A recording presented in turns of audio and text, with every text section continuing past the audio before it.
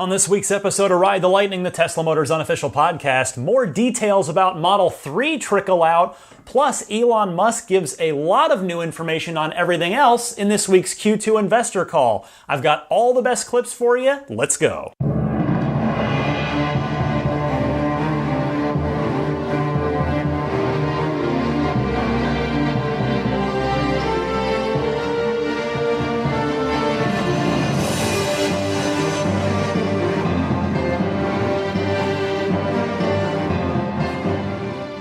Welcome, friends, to episode 105 of Ride the Lightning, the Tesla Motors unofficial podcast for August 6th, 2017. My name is Ryan McCaffrey. I want to thank everybody that joined me last week. It was one of the biggest episodes I've ever done, downloads-wise. Probably had some new folks in there, so if you were trying the podcast for the first time last week, welcome, and thank you for giving it a shot. I am your one-man show here, but I do want to thank Trevor Page from Model 3 Owners Club for co-hosting with me while he happened to be in town last week. In fact, he's just finishing up his week of vacation here. I just came back from In-N-Out Burger with him. He had to get some In-N-Out while he was here, and well, I'm more than happy to oblige that any chance I get. It was good to have him on the show last week. He was very generous with his time, and I thought he was great on the show, and heard from a number of you that you enjoyed him on here as well.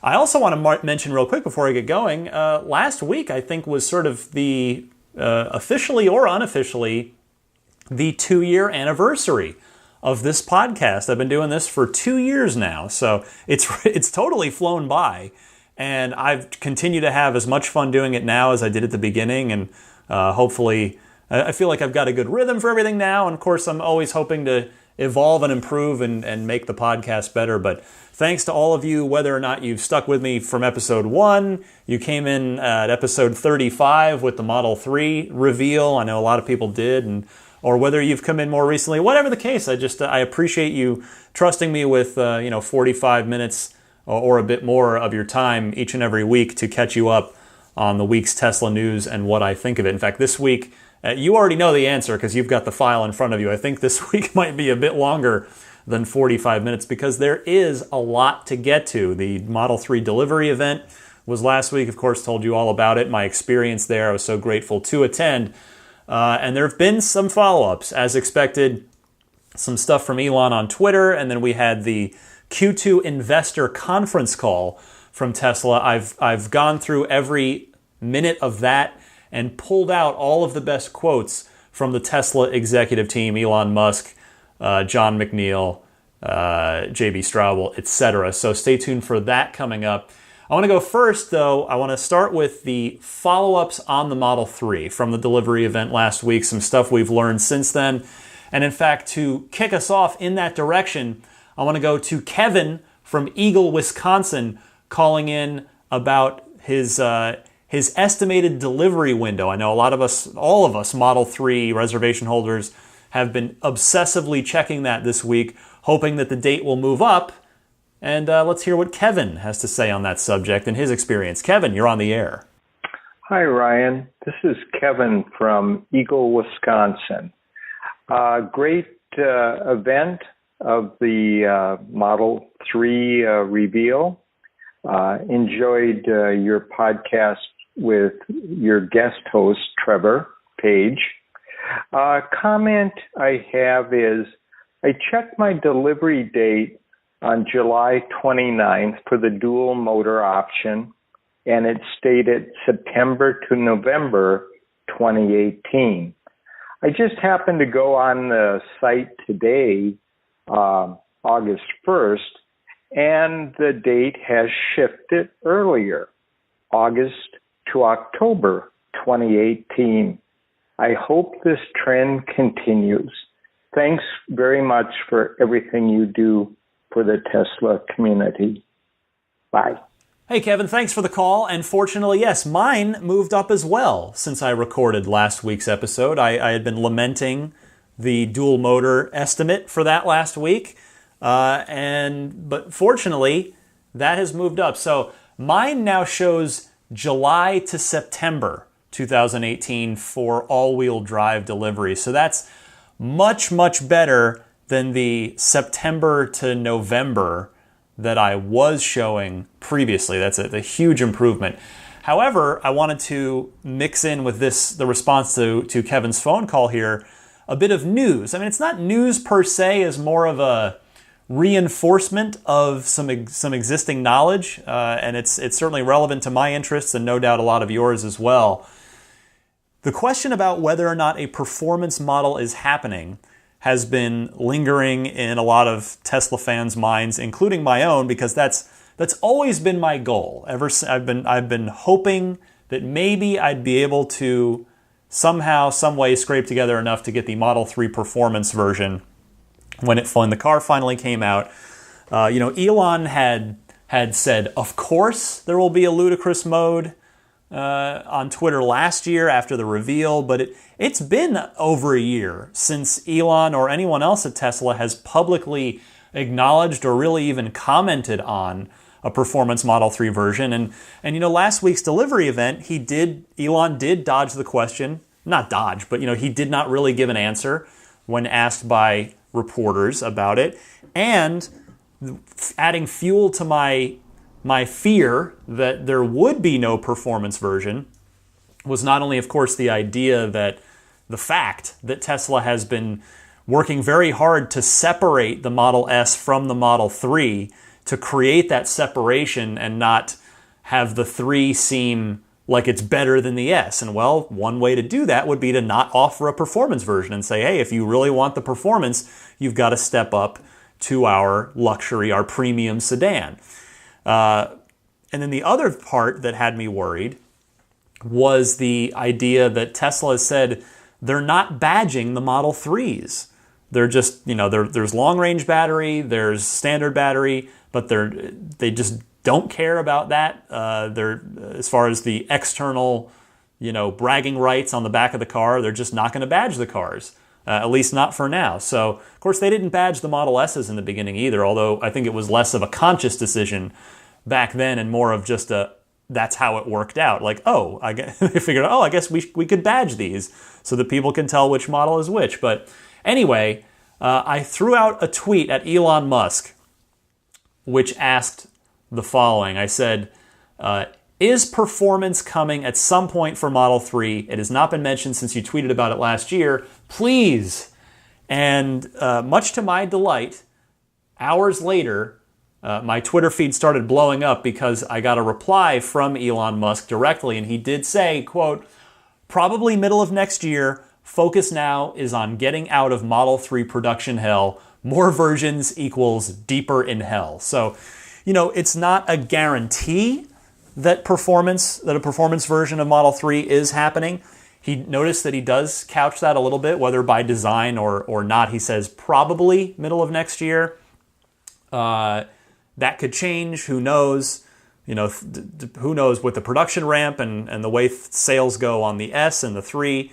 But at least what it does is it sort of updates the confirmation for now. So for now, as far as we know, there will be a performance version, and it looks like it's going to happen next summer. So I am going to hold out for that. I mean, I don't know if I'll be able to afford it, depending on what the price of it's going to be, but I've been trying to make that happen, trying to save my pennies wherever I can. So we'll see. If not, I know I've got a very excellent dual motor version waiting for me in the window of July to September of 2018. So that was the first bit of Tesla news, Model 3 updates that I wanted to share with you this week. Next up are charging details, specifically supercharging details. The long-range battery, should you elect to get that Model 3, will charge at the same rate as the Model S and the Model X, which is 170 miles in 30 minutes. The standard battery, however, is going to charge a bit more slowly at the superchargers, 130 miles in 30 minutes. So just something to be aware of, the differences in the batteries there. I'm sure there is a reason, probably a technical reason for that, but just wanted to pass along that factoid. Also this really doesn't affect anything or not much in the real world, but Tesla did confirm the drag coefficient of Model 3 is 0.23. You may recall that after the Model 3 reveal, Tesla had said they're aiming for 0.21. So they didn't quite get there. However, 0.23 still does just nudge out both the Model S and X, which are each 0.24, which makes the Model 3 one of, if not the single most aerodynamic mass production car in the world today. So that's neat. I also wanted to next correct a mistake. I feel terrible about this. I got something wrong last week, and the last thing I want to do is share misinformation with anybody. And that is this. It's regarding the United States federal tax credit, which is a big topic for pretty much all of us in the United States that are buying these cars, whether you're buying an S, an X, or a 3.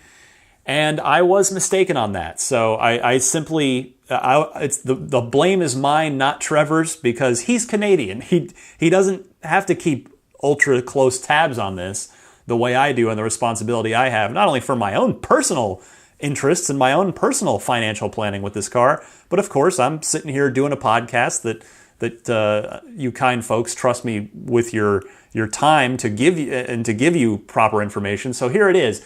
The full credit is going to be available for 1 quarter after they hit 200,000 sold.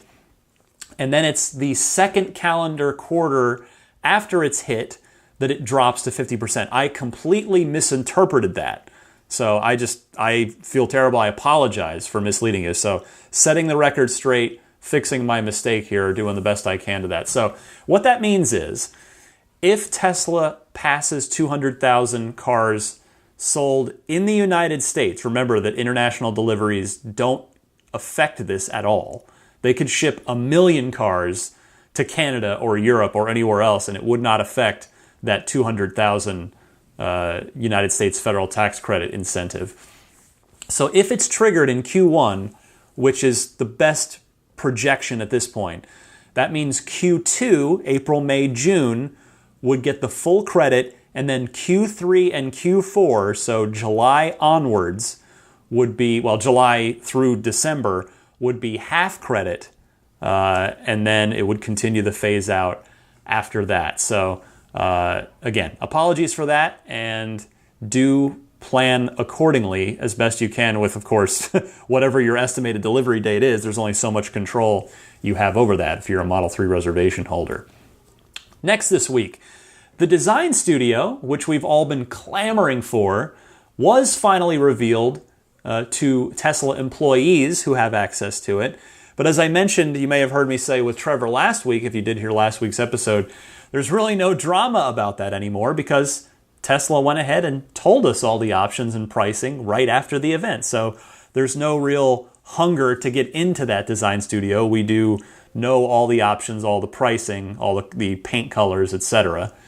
I wanted to mention too, this struck me after we finished recording last week, the one hands-on experience with the Model 3 that I was so fortunate to have that I did not share with you. I just wanted to mention the wood grain that's on all these premium interior Model 3s. Now visually, it's not my cup of tea. I would prefer something else. I think it kind of is a strange contrast in a car as futuristic and minimalistic as the Model 3 to have just this, this strip of wood finish running across the, minimized dashboard of the car. But I did touch it. I sort of ran my fingers over it, and I have to give Tesla a lot of credit. This is a $35,000 car. Okay, the premium package makes it more than that, but if you do opt for that premium package, the wood grain felt very nice. It had a real nice. It's not just like a flat veneer. It did have a very tactile 3D feel to it with grooves and ridges and things, and it had a very premium feel to it. So I wanted to just mention that in case you're maybe you're on the fence about it, or maybe you're wondering, oh, does it feel like a cheap plastic veneer? No, it certainly does not. So wanted to pass along that observation from the event last week. Next, Steve Jurvetson, who is on the board of directors at Tesla. He's an investor, and he is obviously a big Tesla fan and supporter. He has Model S VIN number 1. I've mentioned his story before. He also got Model 3 VIN number 5, which he chose in white. And he's been pretty cool with people on social media answering a few questions about the car, and more specifically, he posted a video of the charge port on Model 3. You'll remember we talked about that a lot. It flips up on Model 3, around the edge of the driver's side taillight. I should say left-hand side taillight, because the driver's side isn't always the left side for all of my listeners, those of you that are in other countries.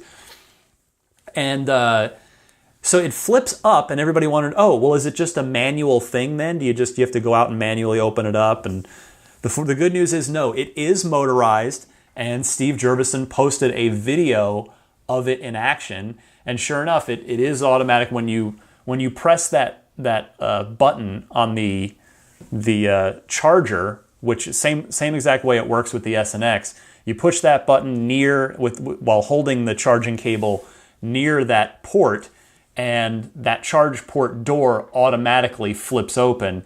And then Steve showed closing it using the app. So hopefully it'll close by itself if you were to just take the charging cable out, put it away, and then get in your car. And I would hope that when you press on the brake, it closes that charging port door, because you certainly wouldn't want it open while you're driving, certainly at any speed, let alone specifically highway speed. But it was cool of Steve to post that up and just confirm a nice, neat little thing, because guess what? What's one thing that every single Model 3 owner is going to be doing on a very, very regular basis? Charging. So, it's a little thing, but it adds up, because we're going to be having to access that charging port thousands of times over the time we own these cars. And it's cool to see and hear and have confirmation that it's motorized. Next, in the Model 3 update department, the first Model 3 accessories have hit the Tesla online store. You can get yourself a sunshade for the interior, for the glass roof. It's to suction that up there. And that is $75 for that sunshade. And if you need a different phone dock for the center console in the premium package configuration, if you want to dock an Android or some other type of phone in there, they are $14 a piece, with the available options being a Lightning port for Apple products, and then there's USB-C or micro USB. So that seems very, very reasonably priced. And finally, before I get to the Q2 conference call that Tesla had this week, the final Model 3 update I wanted to share is something that none of us saw. This came about later, once the car there was a render, and then somebody spotted it there, and then in daylight it was spotted as well. I wonder if this is part of the reason why the event was held at night. I mean, probably not. I'm looking too much into it, I'm sure, because every single Tesla event has been held in the evening. But Model 3, friends, has an interior-facing camera on an assembly below the rear view mirror.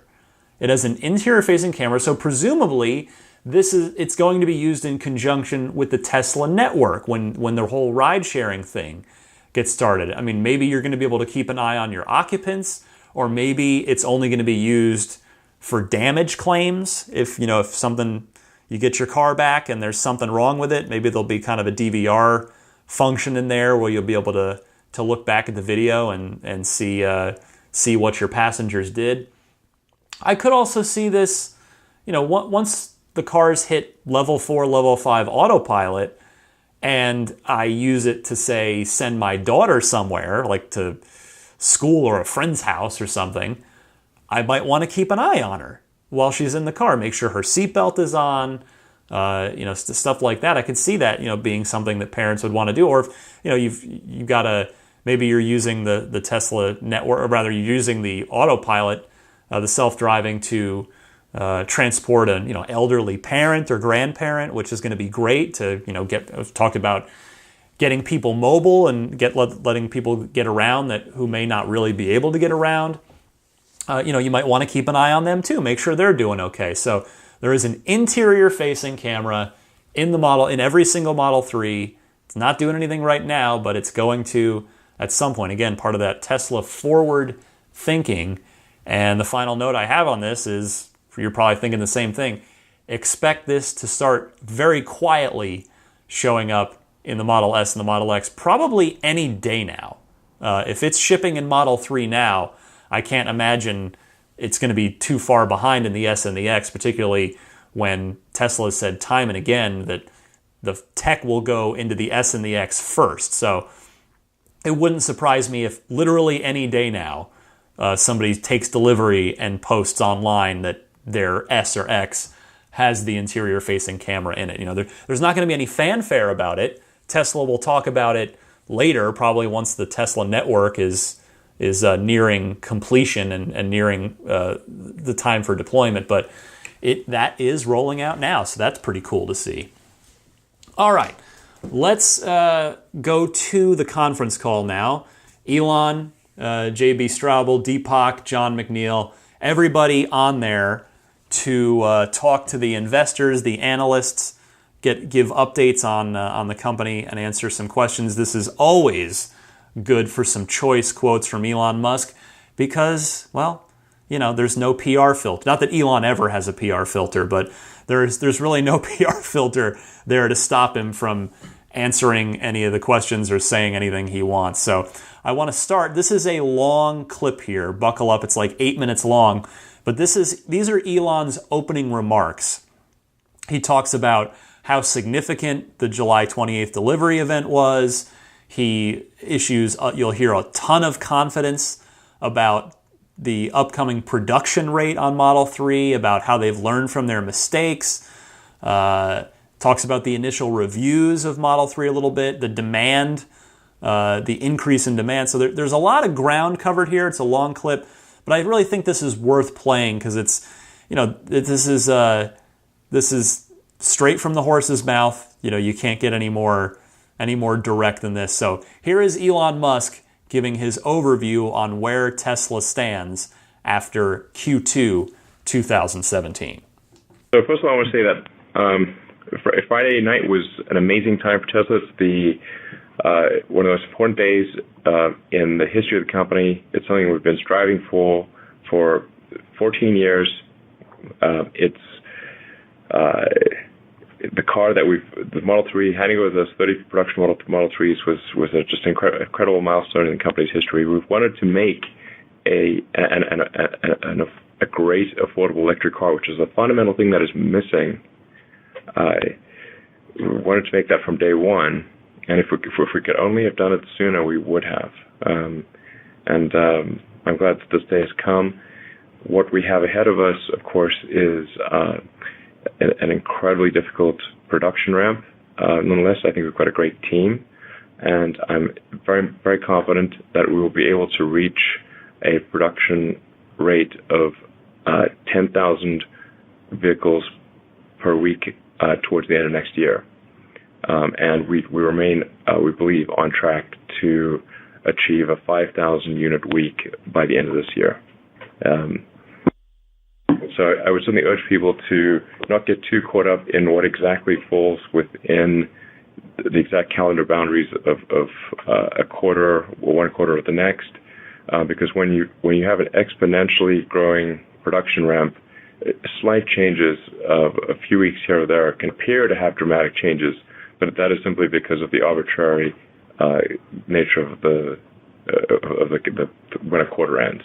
So, but what people should absolutely have zero concern about, zero, is that Tesla will achieve a 10,000 unit production week by the end of next year.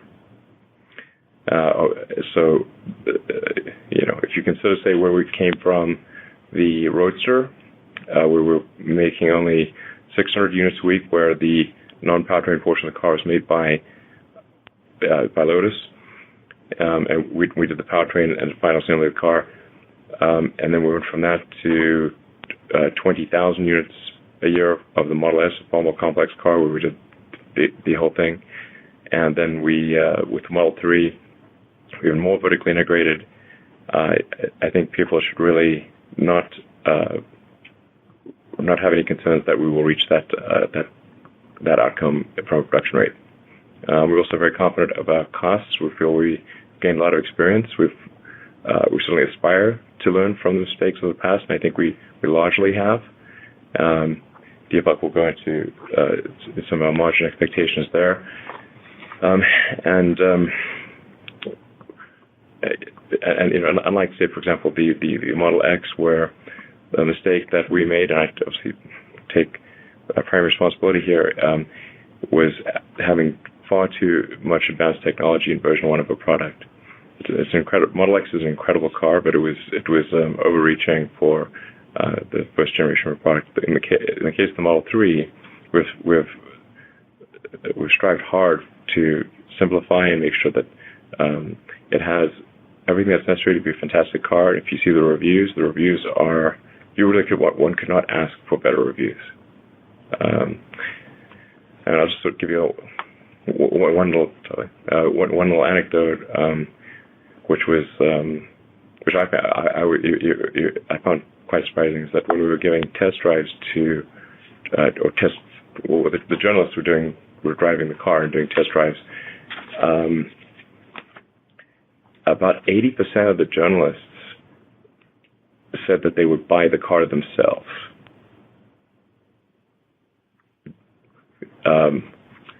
Most of the remaining 20% said probably. This is crazy. I've never seen anything like it. So this is a very good sign. It should also be noted that one of our big concerns was that Model S, particularly, and Model X demand would suffer with the introduction of the 3. In fact, this has turned out to be the opposite situation. Model S and X demand increased with the release of the 3. John, would you like to just elaborate on that? We did express this as a concern. Yes. And it was a big concern, but it has turned out to be a pleasant surprise. Yeah, I think that's right. Not only, as Elon said, we expressed it as a concern. We had positive comps both year over year and quarter over quarter in orders in the second quarter. But since then, orders have accelerated in July, as we noted in our shareholder letter, and they've accelerated further since the handover event on Friday for the Model 3. So it clearly shows that S and X, as our flagship products, have a strong position in the market and strong demand, and that's super encouraging that we've got a strong product lineup with 3 cars that are proving to be very popular in their individual segments. In fact, I don't know. I think we mentioned some of this in the earnings letter, but just some of the key stats on, say July orders for S and X were... Yeah, July orders were 15% higher than our Q2 average weekly order rate, so we've accelerated off of Q2 into July. And as we noted in the shareholder letter, deliveries grew by 53% compared to the Q2 16 in a flat luxury vehicle market. So we're gaining share in a flat to market down market, and the order rates accelerated. So July was one of our best months ever. Yeah. Again, contrary to our expectations, I want to emphasize. Of course, who knows if this will continue, but all indications are that it will. So that's very exciting. Yeah. As a side note, we're also making great progress on our internal autopilot software. It's getting better and better. I'm really, really excited. I test drive the latest development release as soon as it comes out, and I'm like, this is really getting to be something special. It's really, and I think it's going to accelerate from here. And the talent that we're seeing join on the technical side for for autopilot is really world class. I don't think it's unmatched anywhere, I would say. So let's see. Model 3 orders are net orders. There's not that many cancellations, so about 1,800 a day.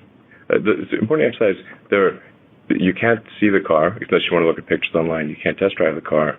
You have to put down a $1,000 deposit. We're not promoting the car. We're not promoting the car.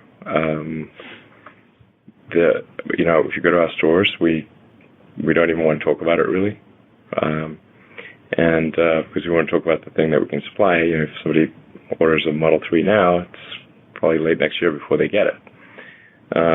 We want to give people a car, where it's like maybe a 1 or 2 month wait for an S or an X.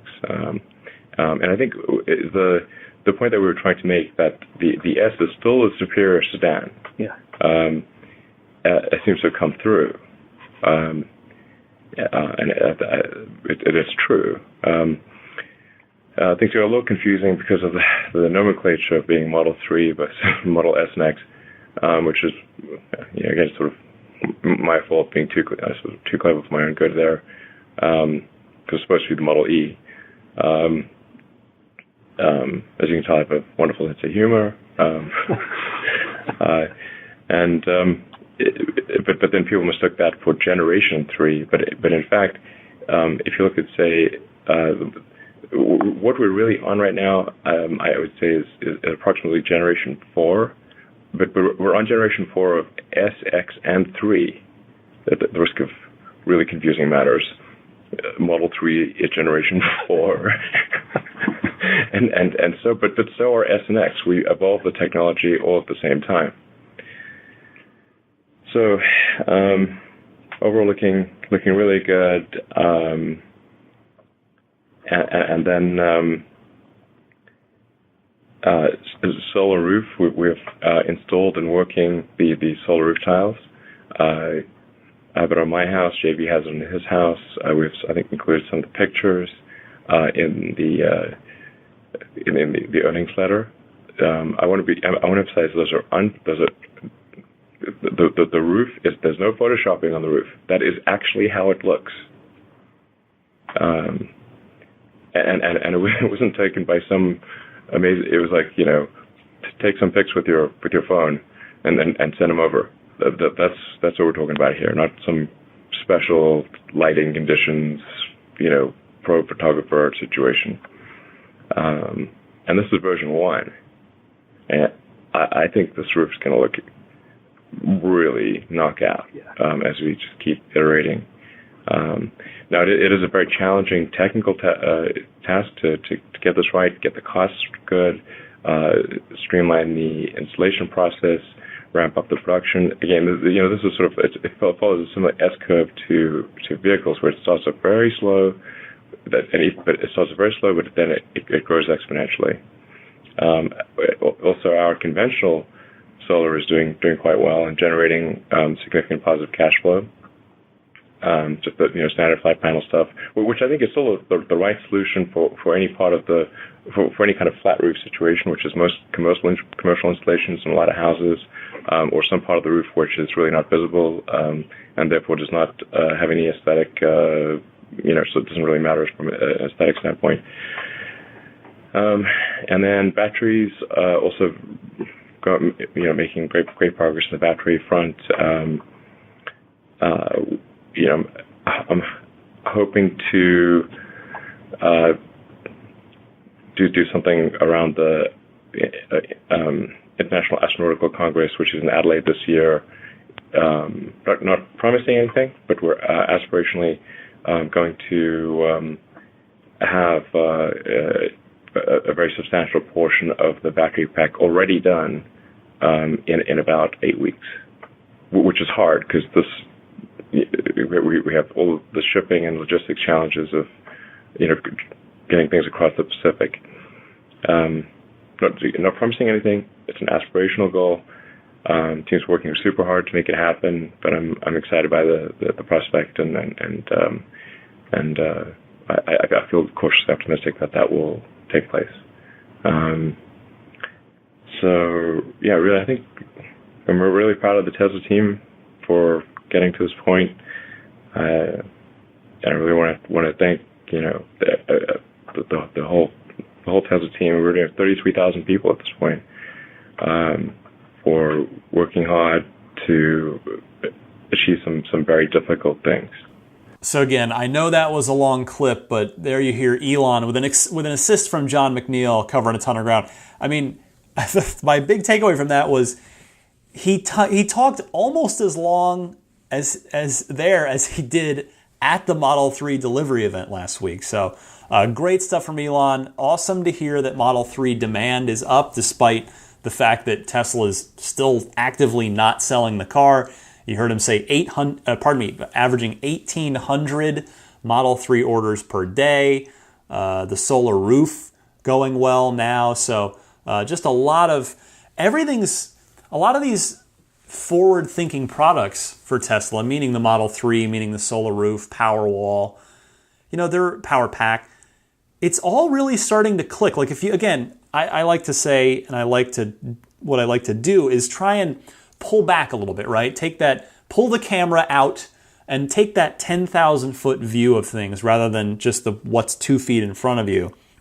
And if you do that, if you pull back and take a look, you see Model 3 has arrived. You see the solar roof tile installations are starting.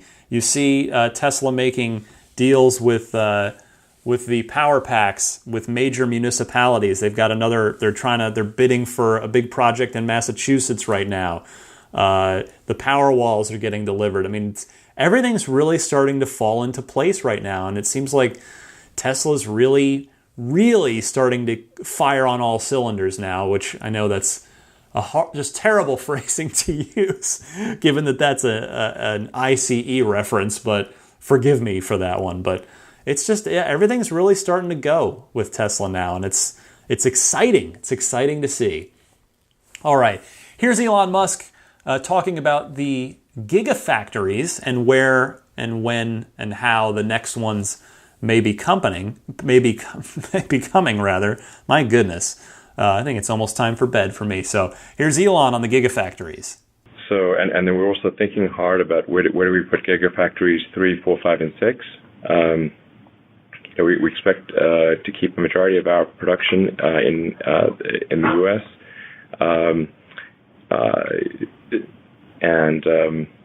But it's obviously going to make sense to establish a gigafactory in China and Europe to serve the markets there, because it's nuts to pull cars in California and truck them halfway around the world, particularly when you're trying to make things as affordable as possible. That really hurt. We really want to make our cars as affordable as possible. And so that does require some amount of local market production, particularly for the mass market vehicles, in order to make it as accessible as possible. So we're thinking hard about that. I think we'll have some announcements on at least a few of those locations before the end of the year. But we don't expect to spend significant money on them. It's about identifying the location, doing the long lead time stuff, the permits, the planning. This doesn't cost a lot of money. It's only when you really start moving dirt and putting up concrete and steel and buying equipment that the big money starts to be required.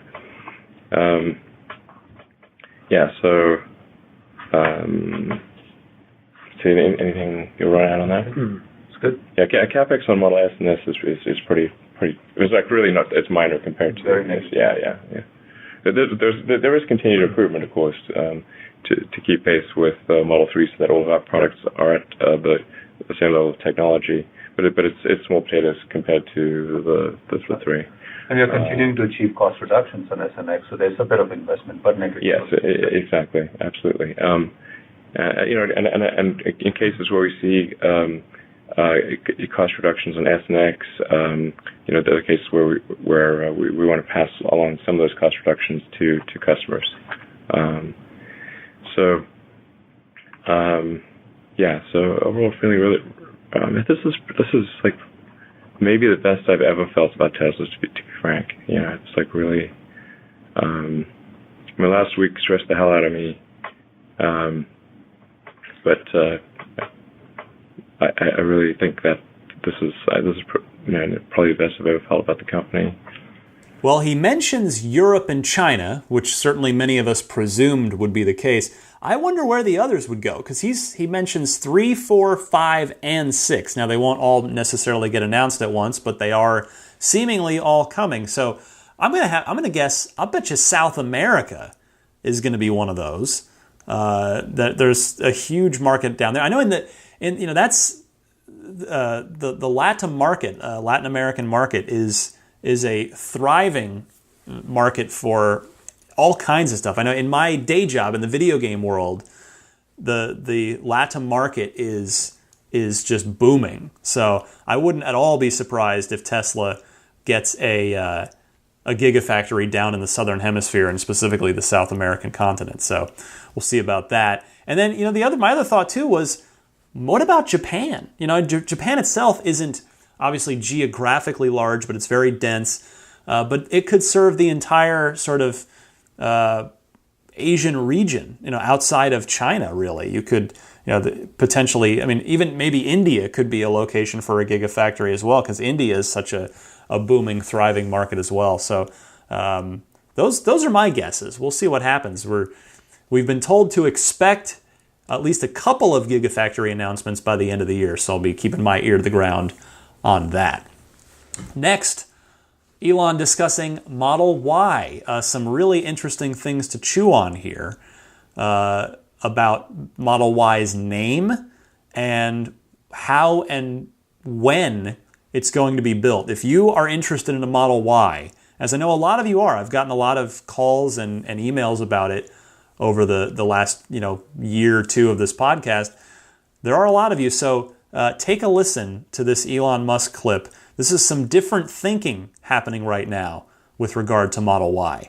And one thing, I wanted to correct. And I think in a prior call, publicly, I said, that Model Y, or our compact SUV, which is called Model Y, may or may not be, would be a totally new architecture.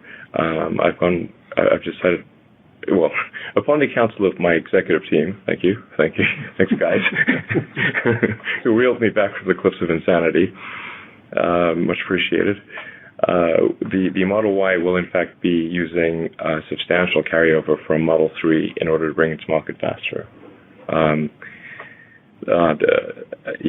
So that will really accelerate our ability to get Model Y to market faster because it's fundamentally you have people who prefer a sedan, people who prefer an SUV, and in fact the SUV market is larger. It's the biggest single product segment, I believe, in the world. So I would like to thank my executive team for stopping me from being a fool. And yes, the Model Y, or whatever the hell, will have relatively low technical and production risk as a result. I still think we want to do the crazy thing in the future, but we'll punt that to after the model, until after the compact SUV. So it will still have that exponentially shorter wiring harness that was clarified later in the conference call, though I didn't pull that clip for you guys. But it sounds like it's going to run on the same platform. It will be built off the same platform, whereas Elon had originally been saying, no, it's going to be its own new platform. And it seems like the Model Y is going to be as dead simple from a sort of core design and manufacturing process, instead of what we'd been led to believe on previous conference calls, which is that they were really going to push hard ahead into the future with the Model Y. So what that tells me is that Tesla clearly feels very, very good about how the Model 3 development has gone so far, and I think they just don't want to risk another Model X situation with the Model Y. And hearing that again really reinforces my thinking that the Model Y is not going to have falcon wing doors. Now, if you're a new listener wondering why the heck I would even say that, it's because last year Elon Musk tweeted that the Model Y would have Falcon wing doors. So I am more and more convinced, and or at least of the belief, I should say, that Model Y will not have Falcon wings, and that's going to be reserved for the complex, the admittedly complex to build Model X. Next up is Elon speaking about batteries, and this is honest Elon. I mean, Elon's pretty well always rather honest, but this is catching him at a moment of real transparent honesty, and I know that sounds a little redundant, but where he really just doesn't hide the fact that he doesn't hide how he feels about so-called other battery breakthroughs that other companies and people tend to claim. So here's Elon on the topic of batteries. Here's my opinion of the battery breakthrough of the week, battery breakthrough du jour.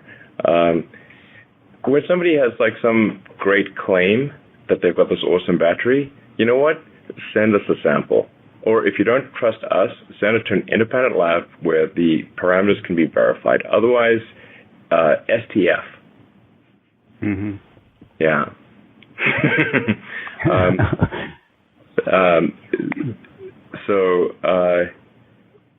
Everything works on PowerPoint. You could give your PowerPoint presentation about teleportation to the Andromeda Galaxy. But that doesn't mean it works. So Tesla is the biggest buyer of lithium-ion batteries on Earth. Who people come to first when they've got a lithium-ion battery? Us, because we're their biggest customer. I would love it if we could have some breakthrough. It would be awesome. I think there are some interesting things on the horizon, but then the time it takes from something working in the lab to working at moderate production levels to working at higher production levels to optimizing the cost is several years. So it's not like it suddenly pops out of nowhere. Yeah, JB, do you want to add to that? I totally agree with the sort of cautious skepticism on all these announcements, and just more specifically on the solid-state batteries, Rod. I mean, we've talked to a number of different groups that are researching this. We actually have tested a number of those different prototype, very early prototype, single cells, but it's we don't yet see anything that changes our strategy, and we don't see anything there that's. By the way, we'd love it if it did. Please. Can someone please come up with a battery breakthrough? We'd love it. We would be the first ones to want to implement it. Yeah, totally. There are some breakthroughs that I think are achievable. They're confidential, so I can't talk about them on this call. But there's one particular avenue that I'm confident could be made to work. That would be fairly the most significant one breakthrough in a while. But again, that you got to make it work in the lab. It doesn't yet work. It doesn't yet work in the lab. It's promising in the lab. You go from the lab to small production, then you go to large production, then you get to cost optimization. These are several years. Okay, I wish it was shorter, but that's the way it goes. So don't worry about that. Yep. My best thinking on this is that this is in reference to the story I did a couple of months back about Jeff Dahn. He's the battery expert who's been working with Tesla, and you'll recall I did the story on the show here. He came up with a lab-ready version, not practical in the field, but a lab-ready version of a cell that had suffered virtually no degradation, Boy, I really am not speaking well tonight. Virtually no degradation after many, many hundreds and thousands of cycles of discharges. So I wonder if that is in fact what Elon is referencing there. Profitability. It is obviously key on the minds of all the investors, which is all the folks on that phone call, and Elon was asked about it. And he was asked specifically about reaching a 25% margin on Model 3 once they get through their production hell and get out of the S-curve. So here's Elon speaking about what the margins might look like on Model 3. Yeah, so do you think I want to elaborate on this? But I feel like the point at which we are at steady state 5,000 units a week for Model 3 is about when we reach the 25% gross margin level. So it wouldn't be right when we get to 5,000, because initially when you get to 5,000 a week, there's still a lot of overtime. There's still expediting parts from all around the world. So you've got a lot of expedite fees. You've got a lot of overtime. And so it takes probably from the point at which you get to the 5,000 a week, it's probably another 3 or 4 months before you hit the 25% gross margin. Would you agree, Deepak? I agree. You're I was just going to be more cautious, but it's something like that. Essentially, you need to reach a production level and then optimize at that production level. Yeah, I mean, I think ultimately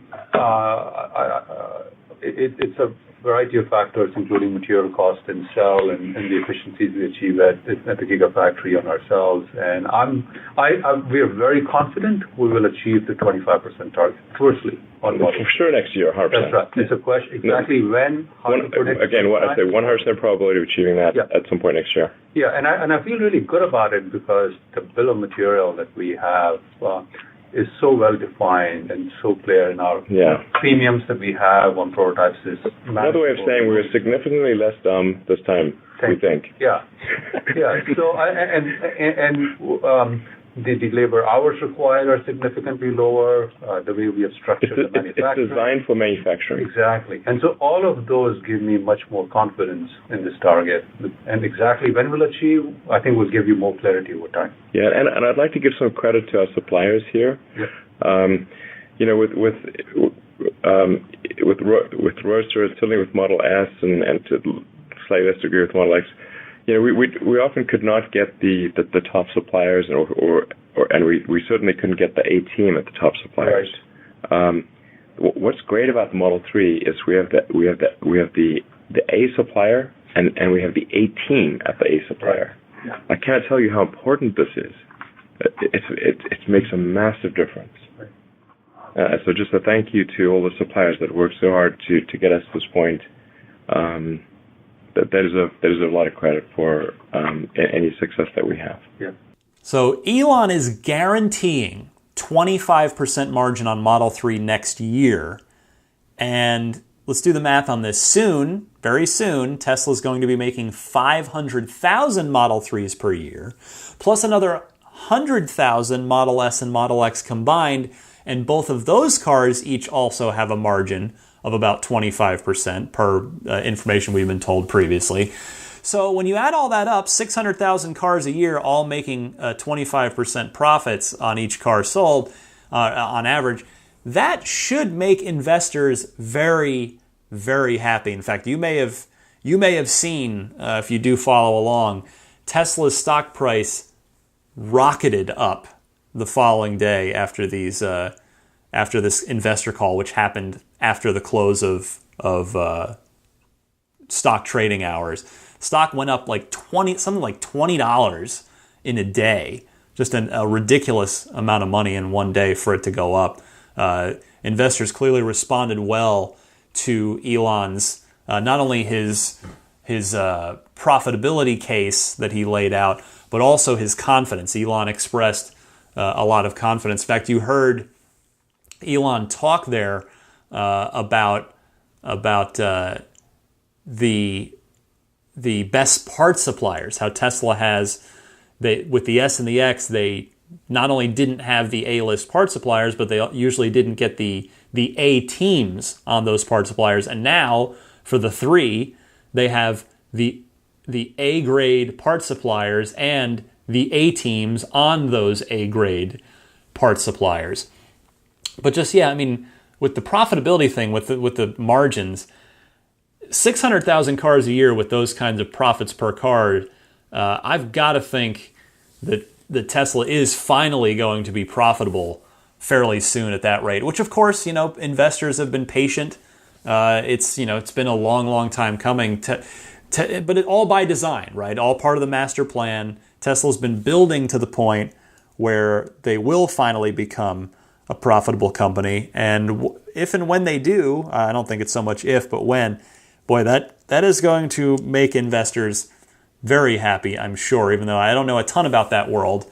I mean, I suppose Apple stock doesn't always go up, even though they're making tons of money every quarter. But I would have to think that if Tesla does complete the financial portion of their mission as far as investors are concerned and reach consistent and steady profitability, it is probably going to be good news for Tesla's stock price. All right, next here, SpaceX. There was an interesting question made by Jonas from blanking on his name now. I forgot to write it down. Adam Jonas. There we go. Whew, still in the brain. He is a notorious Tesla bull. He's a very pro Tesla. He's usually is betting on Tesla, not against them. He got on and asked an interesting question about SpaceX and how, if there's any sort of cross-pollination between what SpaceX is doing and what Tesla is doing. And I'll tell you, the Tesla executive team had a very interesting answer to this. Take a listen. There's a recent anecdote, actually, that John just shared with me. And John, maybe you... Yeah, there's some really great collaboration continuously between the SpaceX teams on materials and other challenges, and we had a challenge in service over the past week. This is just thought about this today. Yeah, where we needed to determine the porosity of an object deep within our structure, and that's something that SpaceX aluminum casting. Yeah. That's something that SpaceX knows how to do. Our team reached out to the SpaceX team. The SpaceX team helped us to solve that with some ultrasound sensors that we could quickly isolate where the issue was and take corrective action. And that it saved us 8 hours of work per car.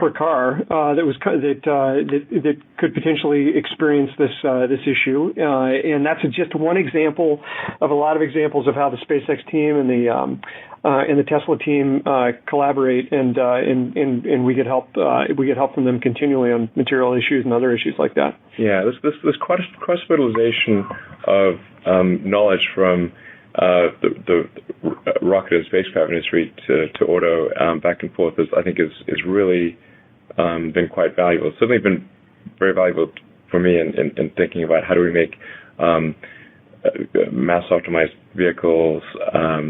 Because in space, mass optimization is extremely important. On the space side, it's helpful because I understand what really goes into high volume manufacturing of something that has to be extremely reliable. So it's been good, and of course the companies don't compete in any way. So it's been quite helpful actually. Well, I'll tell you, SpaceX is like Tesla's occasional secret weapon. It's like their phone-a-friend. Except their phone-a-friend is literal rocket scientists, which means you're going to win that game of Who Wants to Be a Millionaire.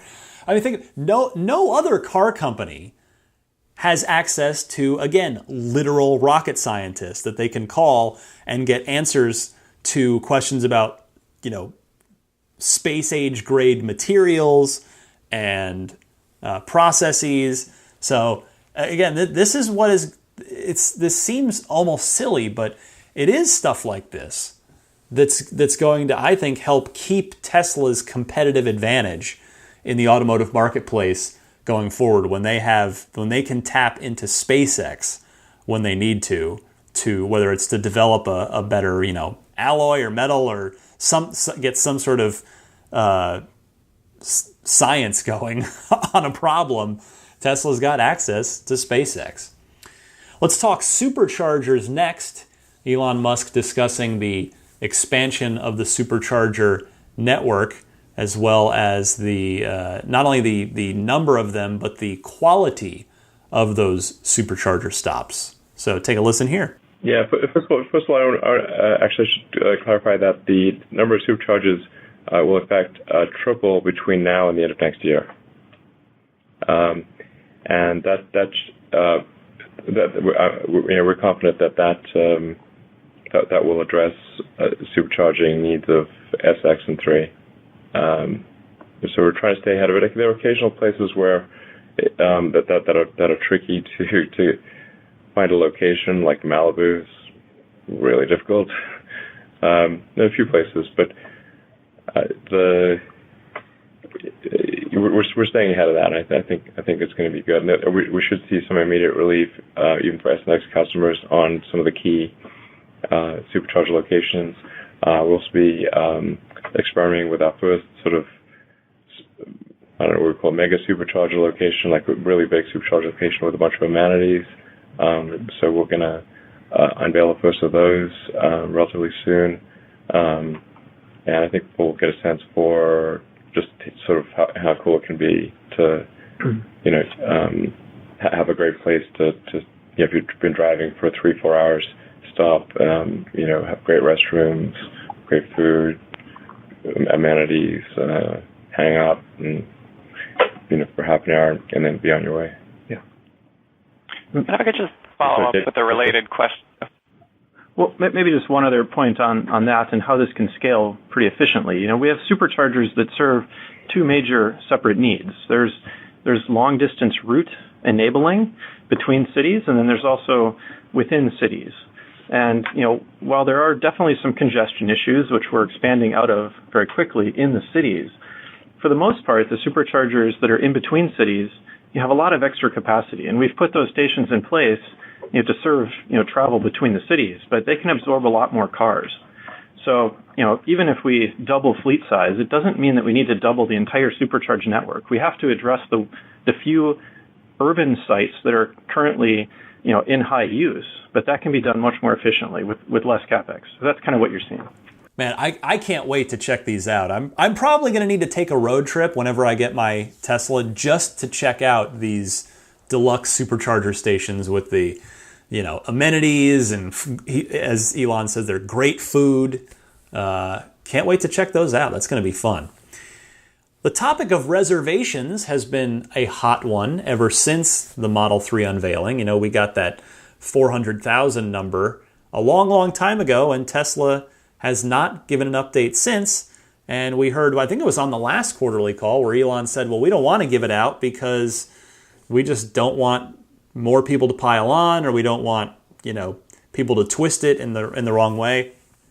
But they did give, Elon here gives a very exact, a very, very fairly specific update on just how many Model 3 reservations Tesla has. One thing I want to correct from on Friday is that I don't think it's really has much materiality, but I did misspeak at the journalist review on Friday. I'd said that there were 500,000 net reservations. I did also say that I wasn't sure because I don't follow this number, and this was just a guess. And so we did check to get some precision on this. So to be more accurate, there have been 518,000 gross reservations for 3, and we have 455,000 net reservations. But those cancellations occurred over the course of over more than a year. The net gain over the last net gain since Friday, the net cancellations has been over 1,800 per day.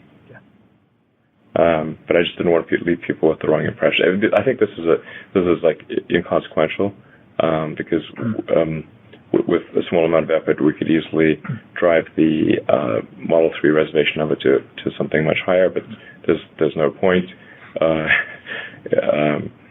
It's like if you're a restaurant and you're serving hamburgers, and there's like an hour and a half wait for the hamburger. Do you really want to encourage more people to come order hamburgers? It doesn't make sense. Yeah. So I think it's neither here nor there, but I wanted to just make sure that there was not a misunderstanding. And maybe just one quick point on your very fast charge time comment or question. We've actually tested cells and even full battery packs that can do something like a 15-minute recharge. But to date, the trade-offs to achieve that we don't feel are the right ones for the customer overall. Yeah. You end up sacrificing on overall cost per kilowatt hour, and also sacrificing on energy density in the product. Yeah. And, for something that's used not every single day, not every single charge, we feel that we've kind of hit the sweet spot in terms of the value to the customer and the best product. And that's kind of what's guided our philosophy. But, obviously, there's ongoing work to, reduce those trade-offs and make it better still. But, but particularly some device like the 310-mile range Model 3, let me tell you, the amount of times you will have range anxiety is zero. Yeah. You don't even think about it. That is a lot of reservations, but that's about a 10% cancellation rate. To me, that seems like a lot. I don't know if it is in Tesla's expectations or their models. I mean, some of those cancellations, no doubt, just converted to Model S or Model X, so they are Tesla customers. And then it's interesting to hear J.B. Straubel describe the supercharging rate and how Tesla has struck a balance there that they're happy with. So what I'm curious about now after hearing that is, where does the supercharger version 3 that Elon has been teasing fit into that? Remember that in that tease, he called a competitor's fast charge network, quote unquote, child's play. I think it was earlier this year. But this makes it sound like that major upgrade, that V3 upgrade, might not be coming anytime soon. If JB's just saying, well, it's we think it's the right balance of costs to us and charging rates for the customer. And I mean, it doesn't sound like a substantial supercharging rate upgrade is on the way anytime soon. I'd love to be wrong, but we'll see.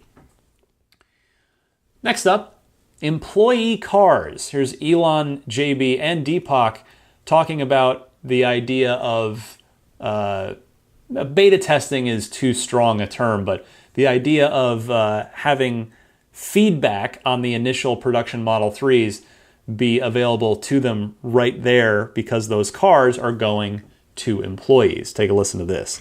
Yeah, these are not showstoppers. These are, what we're talking about here are inconsistencies in the production process or in the quality control from a supplier. So they're relatively easy to correct. There tend to be quite a large number of them, but again, they're only rarely occurring. It usually involves like a tolerance stack up or some combination of factors that we didn't anticipate. But they're almost always very easy to correct, but there's just a bunch of them. It's a lot of work. And these may be software issues as well, not necessarily supplier or hardware issues. Well, it's software-hardware interaction as well. Yeah. And I think the main benefit is that we can learn about them faster, and therefore we can fix them faster. Mm-hmm. That simply is the benefit. Right. Exactly. The people driving them and the people are the same ones who have to fix the problem. That's a great feedback loop. Yeah, and what we're doing is above and beyond others. We've done a lot of testing like the other OEMs.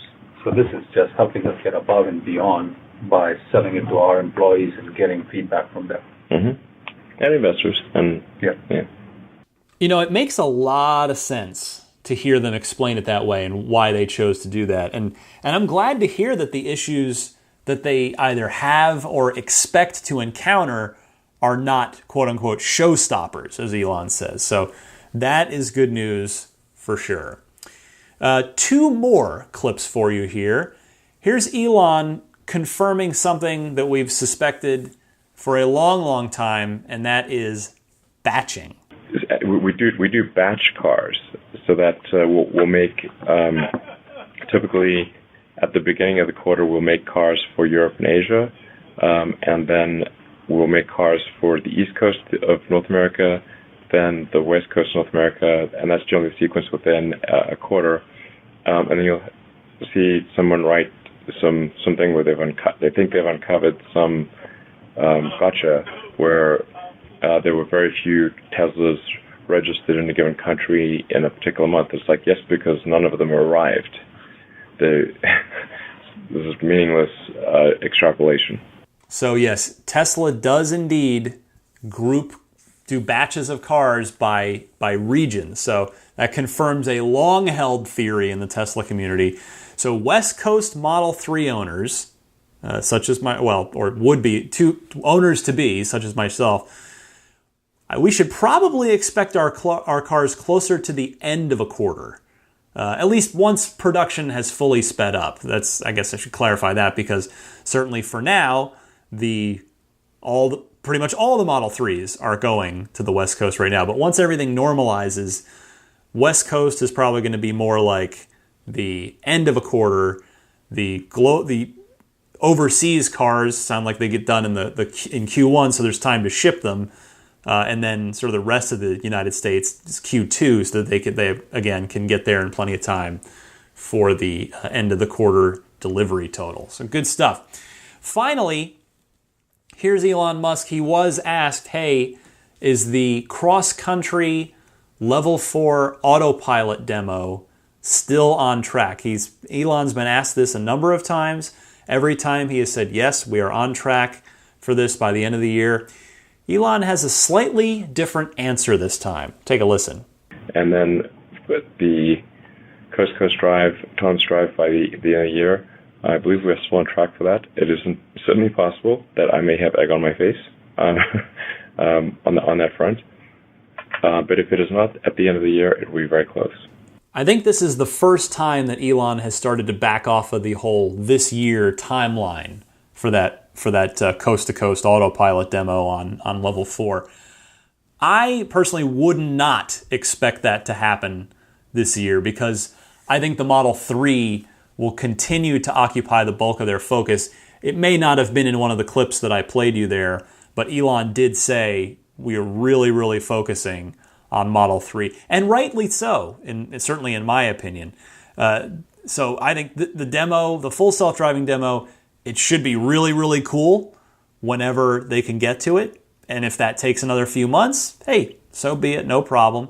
If it takes another year, then I would start to worry about just how far away that software is, especially if it's coming time to configure my Model 3 and I've got to make the decision of whether or not to pay the $3,000 up front for the full self-driving capability, or hold off on that and pay $4,000 later to activate it later if I feel like that capability is a long way off. So that is definitely, that autopilot demo, that level 4 demo does matter. It is going to tell us something about where and how far away this really is from rolling out wide.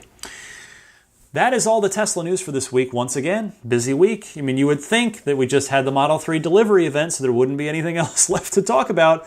But no, as usual with Tesla, there is always something interesting to talk about. And there is almost always something interesting that you guys are talking to me about in the Ride the Lightning hotline. I've got a whole bunch of excellent calls, follow-ups, reactions to the Model 3 delivery event. Plenty of that to get to with you guys right after this short break.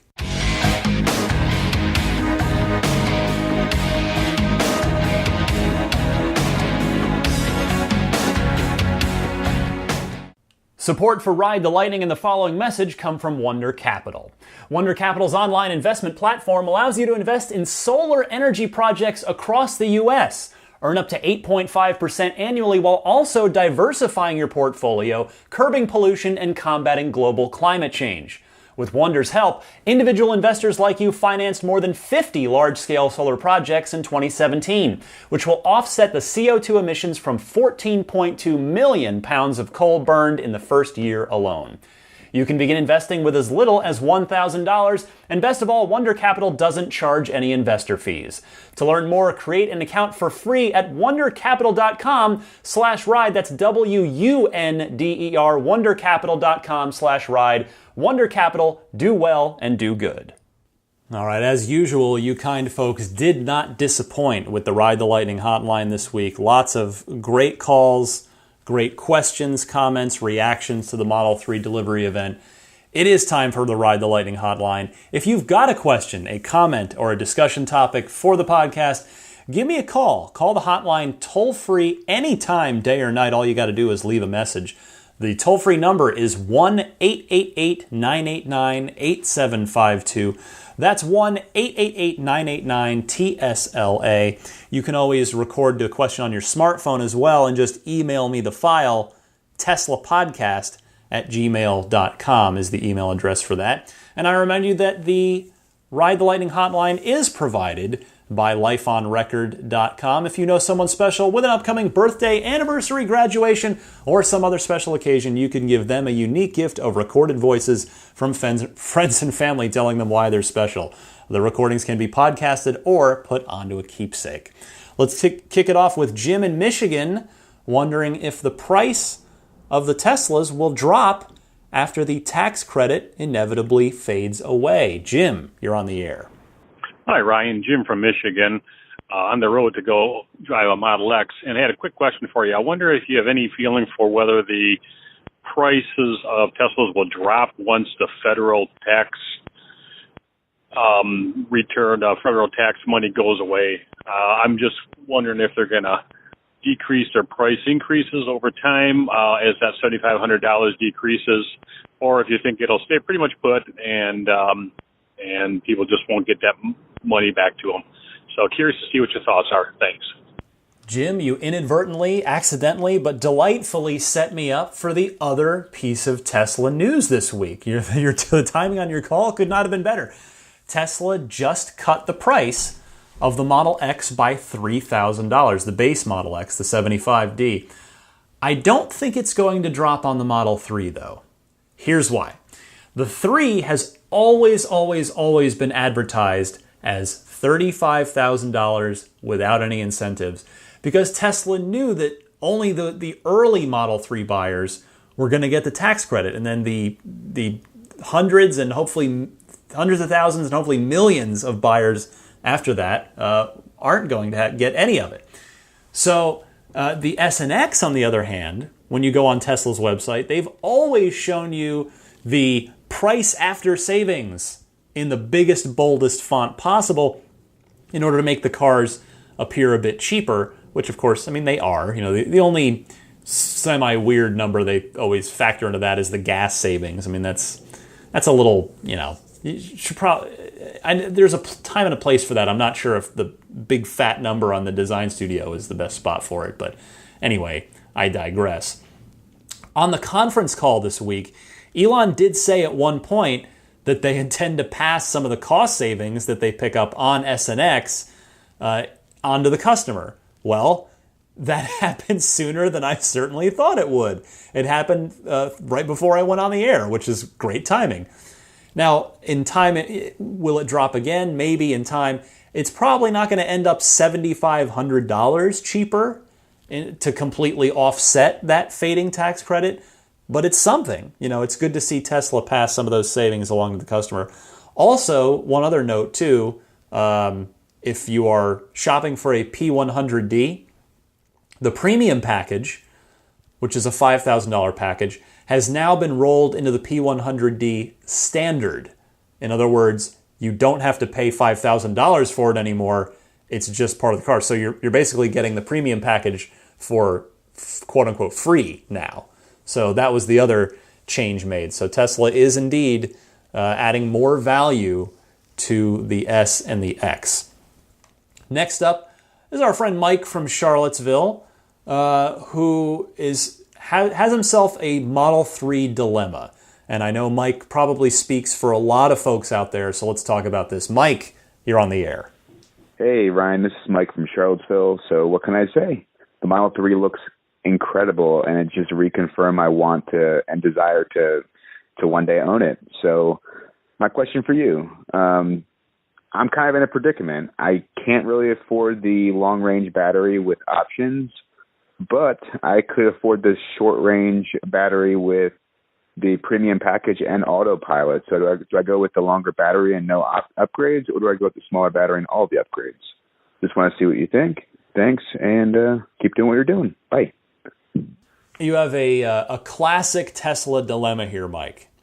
Now, I always try to preface these things. I can't make the decision for you, but here's what you should consider if you have not already. Number one, you cannot upgrade the battery pack unless Tesla somehow down the road tells us that all the Model 3s are long-range battery packs and that the normal ones are software locked. I really don't think that's the case. It's possible but we can't assume that. So, and then the other thing is, that I'm talking about a potential software unlock situation. Tesla's also talked about the idea in the past of having actual hardware battery upgrades, so swapping out your pack for a bigger pack down the road. But there's no current plan for that. We cannot assume that will be the case. You've got to plan on your battery choice being permanent. Now, you can, point number two, you can upgrade to autopilot anytime you want. All $8,000 of it. Now, it's going to cost you a little more than $8,000 if you activate it later, but it's there.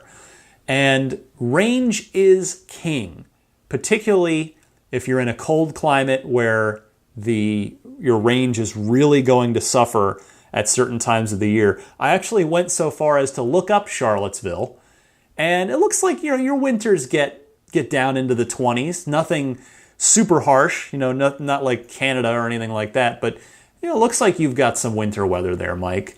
But range is king. That's always a thing to remind yourself with Tesla vehicles.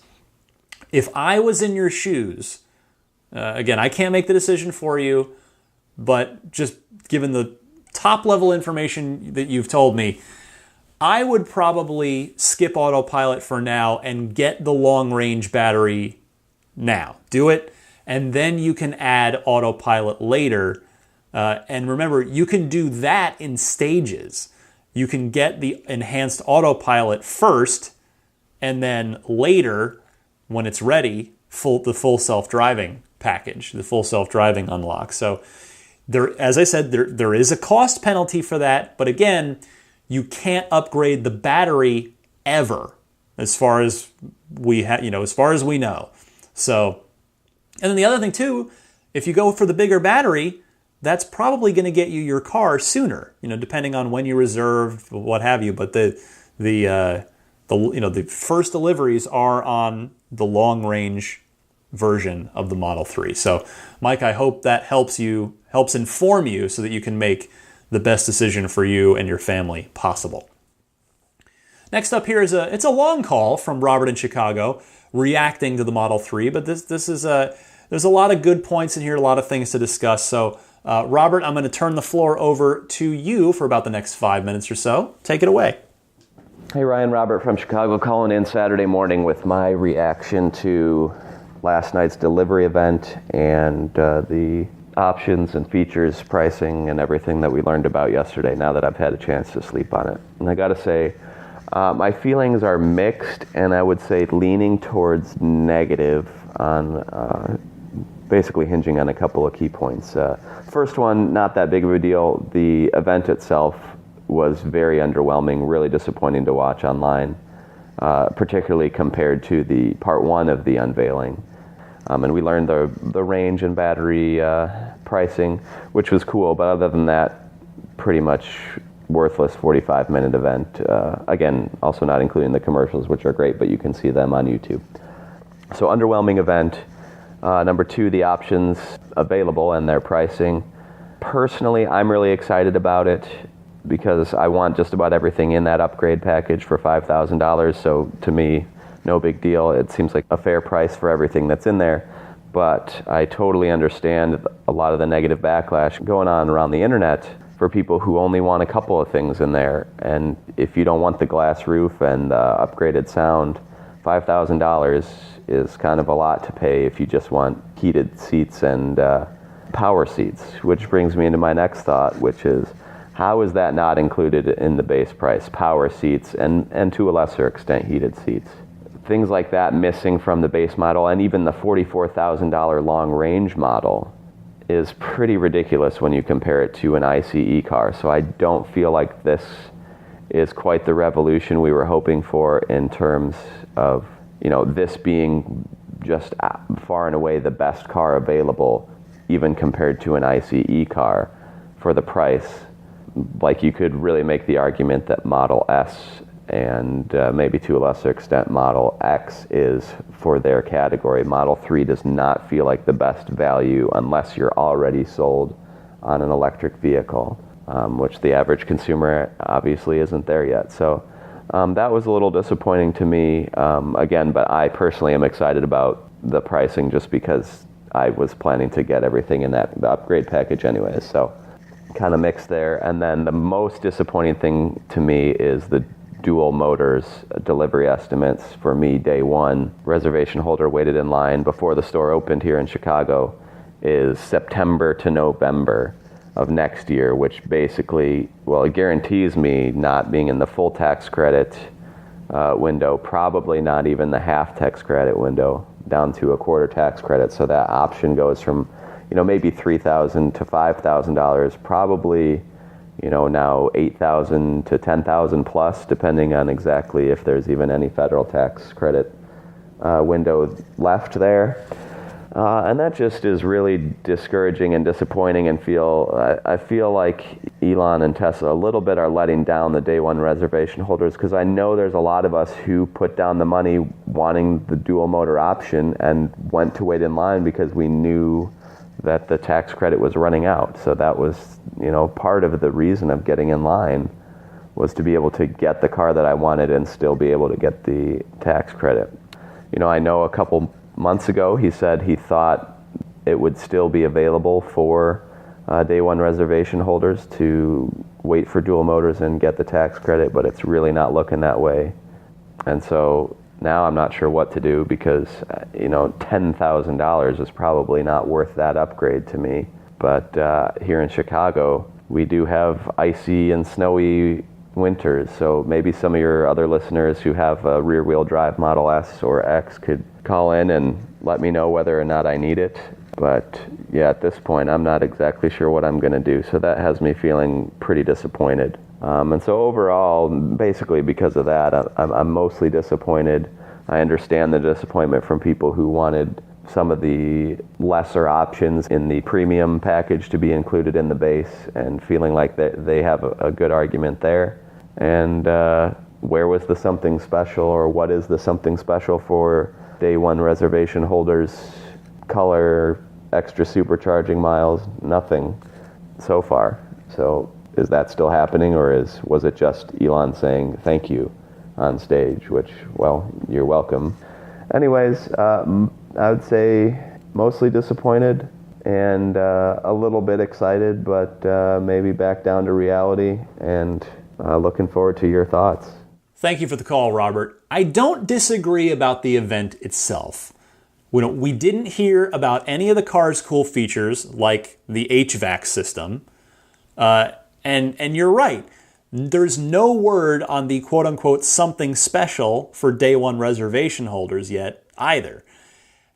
I think that goes back to Tesla having to both launch this car but still anti-sell it, which seems totally weird, almost hypocritical, because of course Tesla's so backed up. They have this amazingly wonderful problem of being so backed up on Model 3 orders. We're talking roughly 500,000 at this point. A few of those have canceled, but you're almost 500,000 orders. They need to push Model S and Model X instead. Now, with the something special that a lot of us, including myself, are waiting on, I honestly don't think the delivery event was the time or the place to announce that, because it affects such a relatively low percentage of people who either have reservations or will buy the car. I mean, it's people like me, people like you, but it doesn't apply to so many people that I think that was probably not the best venue for it. I think they'll make a quieter announcement about that sometime later. And then I hear you on the dual motor all-wheel drive timing. Fortunately, as I mentioned at the top of the show, right the day after I recorded last week, my estimate was revised in the direction I wanted to see it go, which was closer to now. So that was a relief. And of course, as I mentioned as well, we're looking at middle of the year for performance. The reduced tax credit, that is a tough pill to swallow, and everybody's situation is different. But for me, I look at it this way. Again, and this is just my situation. Everyone's situation is different. I am going to need to hold on to this car for a long, long time. If you're a long-time listener, you may remember back near the very beginning of this podcast 2 years ago, I came on here one week and expressed some kind of frustration that my wife and some of my closest family members just weren't super supportive of my Tesla dream. They just didn't, I'll just leave it at that. But to her credit, over time, my wife, she still isn't what I'd call enthusiastic, to be fair, but we're at the point now where she's okay with me getting the Model 3 I want within budgetary reason. The catch is that, not a catch, not like it's some sort of sick deal, I don't want to paint it that way, but she has told me that, hey, look, financially, it only makes sense to spend this kind of money on a car if we're keeping the car for a very, very long time. And I can't disagree with her on that. And fortunately, the motors in the Model 3 are designed to last virtually forever. These are the million-mile motors. So the car should be up to the task if I do a good job of maintaining the paint job, the interior, etc. If I just, take good care of the car. Anyway, the point is, I took a hard look at whether or not I should wait for dual motor, knowing that I could have this car in 4 to 6 months from now if I just take the big battery, the long-range battery, rear-wheel drive. But if I'm going to have to wait, if I'm going to be keeping this car for that long, for well over a decade, like decade and a half, maybe even 2 decades, then I would rather wait the extra 6 months and get exactly what I want, which means the dual motor all-wheel drive. Even if it costs me half the tax credit, I'm sure I will get over that disappointment on the day that I take delivery. That would be a really, really good day, probably. So, I understand your disappointments. I don't necessarily agree that the Model 3 isn't competitive with cars in its class. You mentioned that. All early words on the Model 3 are that the car drives great, looks great, and feels very premium inside. It is, after all, it's an entry-level luxury car, and those buyers will see that. Plus, there's one key advantage that Model 3 has at $35,000 that no other car in its class has, and that is autopilot, including the self-driving. Yeah, it costs more. It is an option that pushes the car well over $35,000, but the car can and will do it in time. The BMW 3 Series or the A4 or the C-Class, they won't do it ever, or at least if they do, you'll have to buy an entire new car. So thank you for that wonderful, long but thought out call there, Robert. Appreciate it. Let's move now. Fellow Chicagoan, Lawton, our old friend Lawton from Chicago, wonders when we'll get more details about Model 3. Lawton, you're on the air. Hi, Ryan. It's Lawton from Chicago. Wanted to comment on the Model 3 delivery event. I'm glad that Tesla took the time to recognize and celebrate all of their employees' hard work to achieve the amazing milestone of shipping the Model 3. I would overall consider the event to be a soft launch, with some tantalizing new nuggets of info revealed, but obviously with many more details to follow. Given your knowledge of how Tesla operates, how do you think they will reveal additional details? With the likelihood that only hundreds of cars will be delivered by the September semi-event, will Model 3 Reveal Part 4 be a feature of the event? I feel that Tesla's approach will become clear over the next few weeks. One option could be that Tesla will be low-key and avoid publicizing early Model 3 deliveries, thus waiting to release major details at events. If first-hand owner stories, videos, and pictures are not readily available, it may mean that early owners are under a non-disclosure agreement. Another approach could be that Tesla tries to maximize Model 3 publicity, with info gradually being released through blog posts highlighting Model 3 features, along with providing exclusive access to magazines such as Motor Trend. I can't wait to learn more details about our future Model 3s. Thanks as always for the great show, and look forward to your thoughts. Yeah, Lawton, it seems like the employees, the Tesla employees who are getting these first cars, are either being asked to not saying too much publicly, or they're being contractually required to do so. And your question gets back to our last call from your fellow Chicagoan Robert.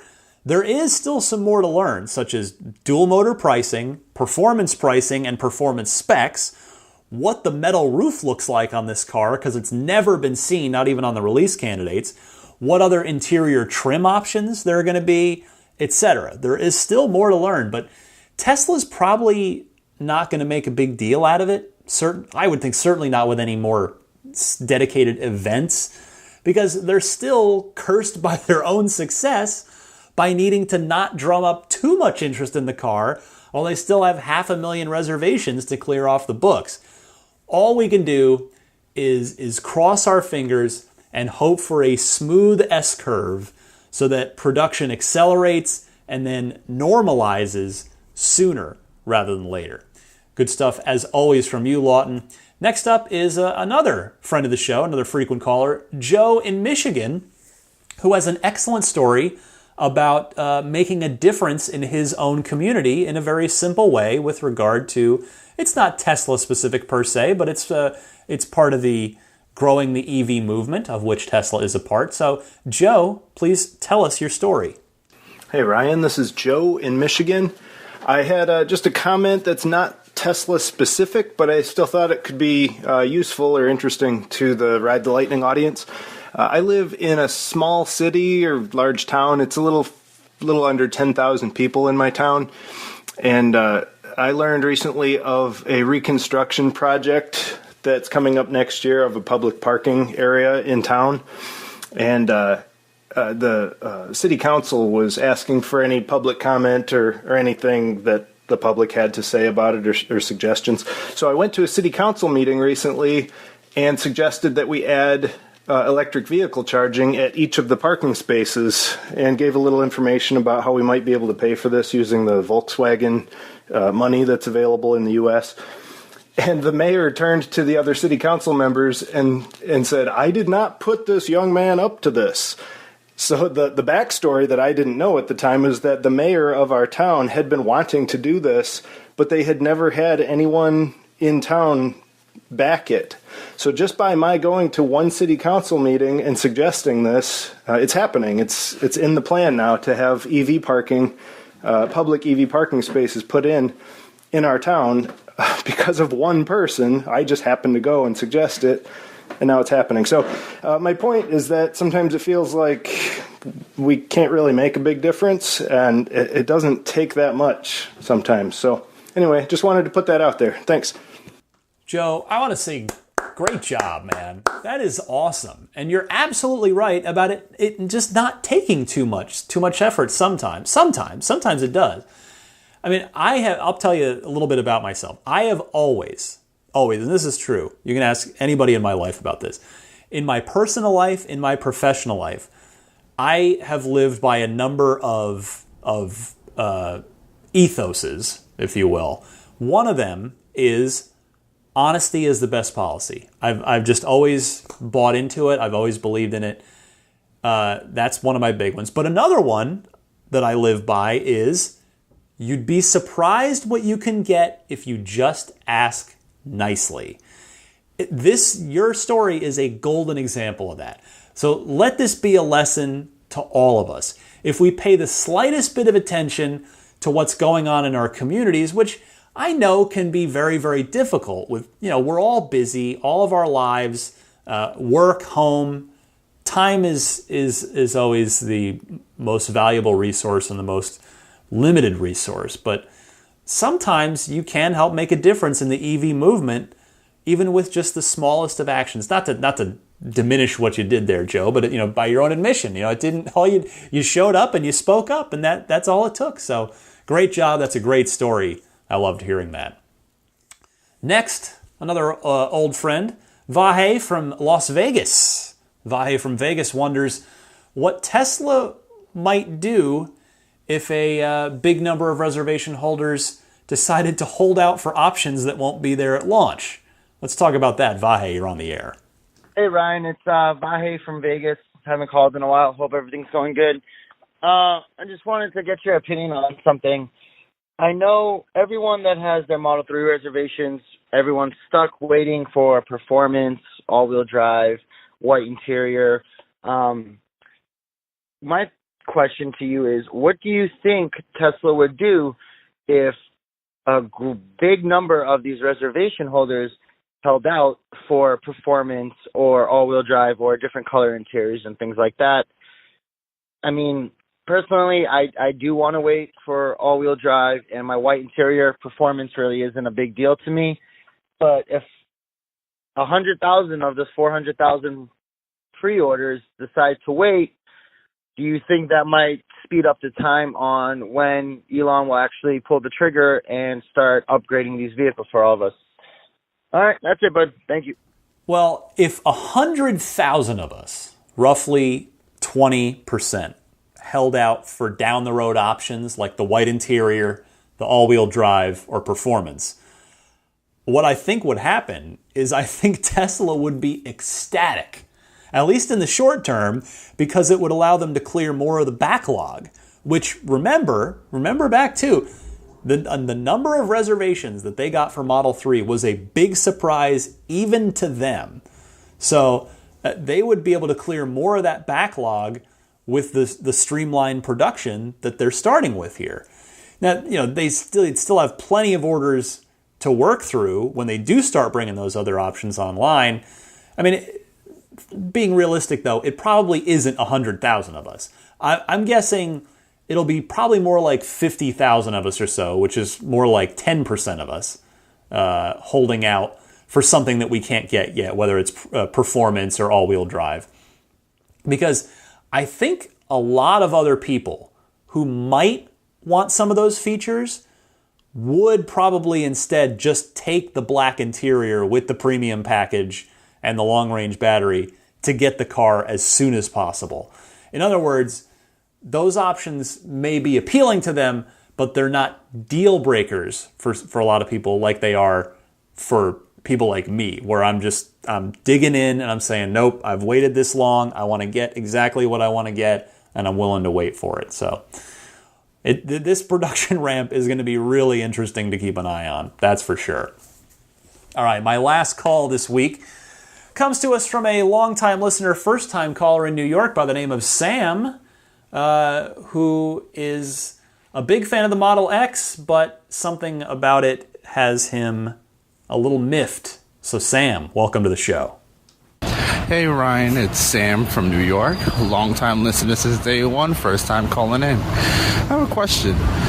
I was all into the Model X. It's my potential dream car, or was now, as my sentence says. And the reason I say it was is because when it first came out, there used to be an all-weather package in the design studio. And as you know, here in New York, we can get bad blizzards up here during the winter. So now when I checked yesterday to design it, the weather package is gone.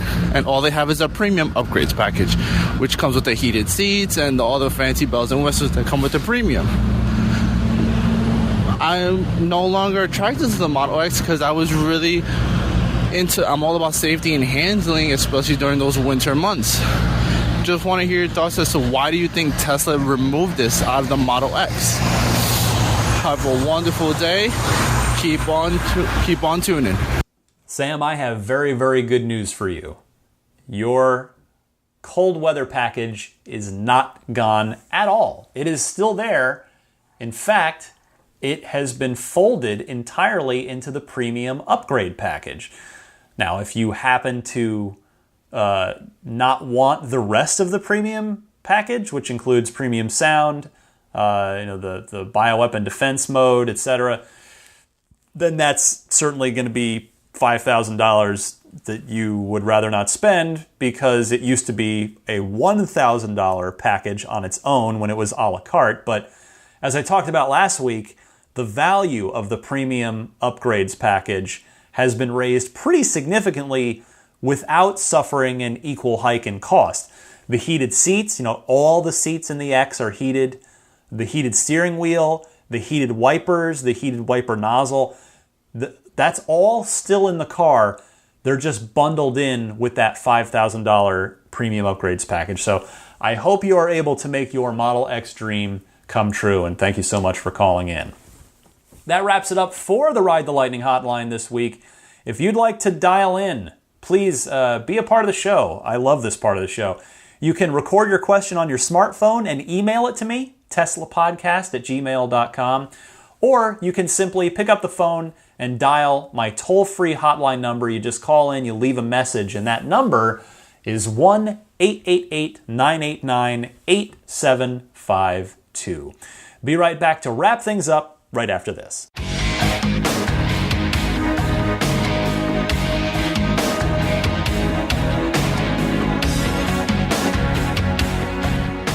All right, another busy week of Tesla news. I want to mention the Patreon page. If you get a lot out of the show, you decide you might see fit to throw some support my way on Patreon, I would be mighty grateful for that. If you want to take a look at that page, all you got to do is head to patreon.com/Tesla podcast, all one word. Patreon, patreon.com/Tesla podcast. If you're buying a Tesla, here's how to get $1,000 off and free unlimited lifetime supercharging. Use our friend Gordon from Hawaii's referral code. All you have to do is type this into your web browser, ts.la/Gordon1872. That's Gordon spelled Gordon. Gordon1872 gets you $1,000 off of your Model S or Model X purchase, as well as free unlimited lifetime supercharging. If you're shopping if you've got your Model S or Model X, or if you're a Tesla employee and you've got one of those initial Model 3s, well, there are Tesla accessories out there for you at abstractocean.com. Use the coupon code RTLPodcast at checkout to get 20% off of your order.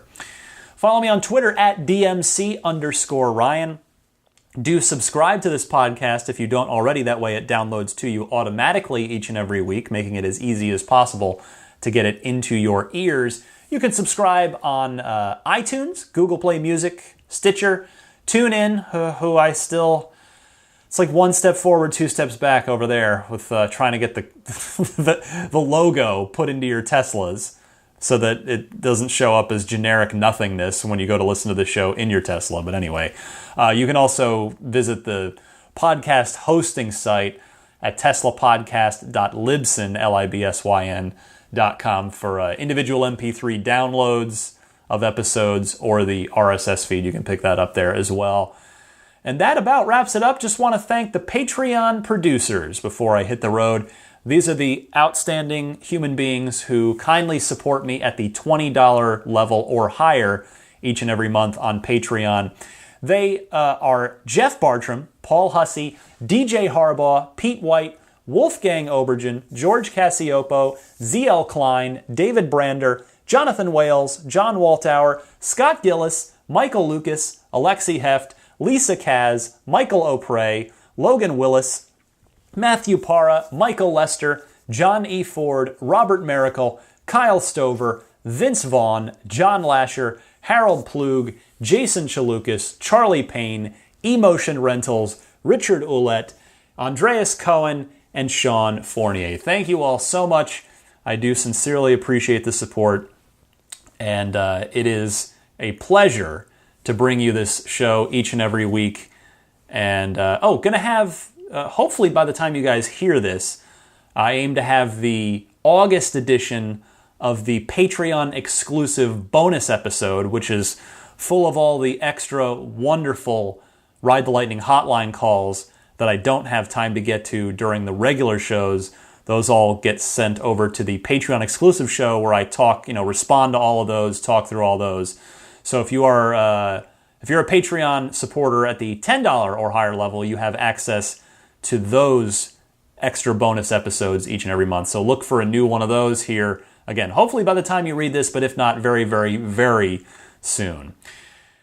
Happy electric motoring, everybody. It has been another busy week of Tesla news, which I love. I mean, it's way more fun to do a podcast every week when there's a lot to talk about, as opposed to scraping the bottom of the barrel for news. So it's been another fun week. It's been, a heck of a stretch here lately with Tesla, with the Model 3 out and all this fun stuff happening. So I will be back next week, of course. New episodes drop every Sunday at 9 a.m. Eastern Time. Take a look for it. I'll be with you here, as always. Happy electric motoring. See you guys next week.